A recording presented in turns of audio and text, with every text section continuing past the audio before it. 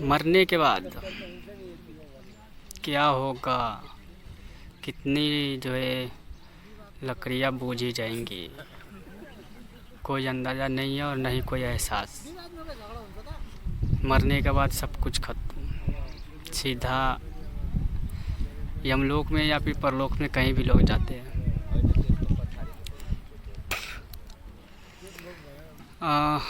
मैं भी आया हूँ यहीं पे, तो मरने के बाद मैंने बताया था कि ना कोई चिंता, ना कोई सोच, ना कोई एहसास और ना ही कोई पछतावा होता है, क्योंकि हर लोग जो है एक न एक दिन सबको जाना पड़ता है, ये फिक्स है। बट लोग मानते नहीं हैं इस चीज़ को। पूरी जवानी जो है जस तस में निकाल देते हैं और जैसे ही जवानी ढल जाती है, 40-50 के हो जाते हैं तो साधु बन जाते हैं। भगवान राम ऐसे कहते थे तो वहाँ जाते थे तो ऐसे कहते थे, क्या फ़ायदा। लोग अच्छे करके भी मरते हैं और पाप करके भी मरते हैं, लेकिन इनमें कौन सच्चा है कौन झूठा है इनका कोई फ़र्क नहीं पड़ता। एक ही चीज़ सच्चाई है कि इस दुनिया को छोड़ कर जाना है। जो मरे हैं वो मेरी भाभी का पापा है। तो मैं अभी नेपाल में आया हूँ। कल रात को एडिट किया है 11-12 बजे 12-1 बजे, तो मैं 10 बजे रात को बात किया हूँ पापा से, तो वो ठीक थे और 2 दिन पहले भी मिले थे तो बिल्कुल ठीक थे। अपने आप डेट कर गए, मतलब बुलावा आ गया। तो उधर हर तरफ की तैयारी हो रही है, लेकिन मैं यहाँ पे बैठा हूँ। चेहरा भी दिखाया है तो देखा हूँ, यकीन नहीं हो रहा था कि मर चुका है। अब मैं क्या ही बोलूँ आप लोगों को कि क्या कैसे होता है नहीं होता है।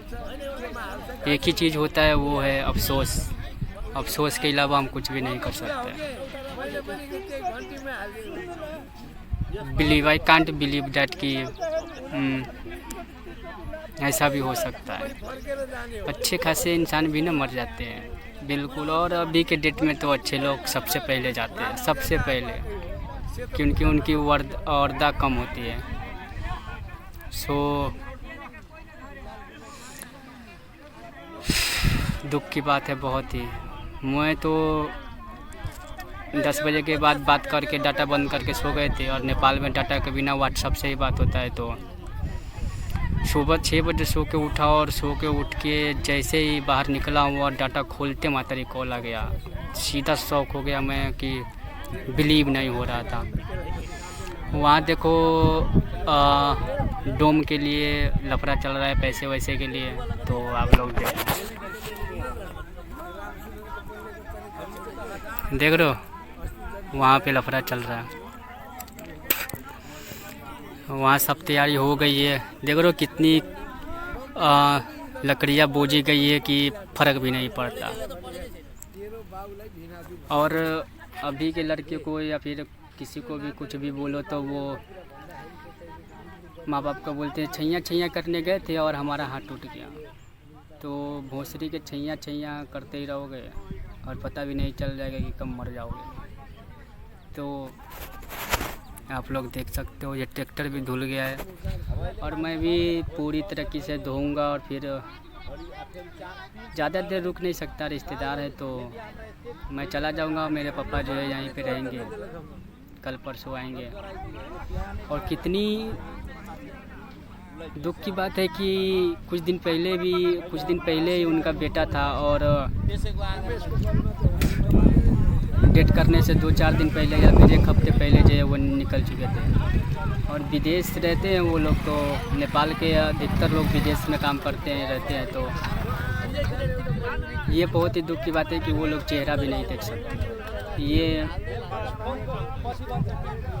वीज़ा के ऊपर होती है कि उन लोगों को इससे पहले ना आ सकता है ना कुछ भी। मैं दिल्ली में था, तो अगर कोई भी इंसान इंडिया में है तो वो आ सकता है, 1 दिन है। बट विदेश वाले लोग नहीं आ सकते, क्योंकि वो वीज़ा से पहले यही तो एक दिक्कत हो जाता है कि अगर कोई डेट कर गया तो विदेश रहने वाले लोग नहीं देख पाते हैं चेहरा।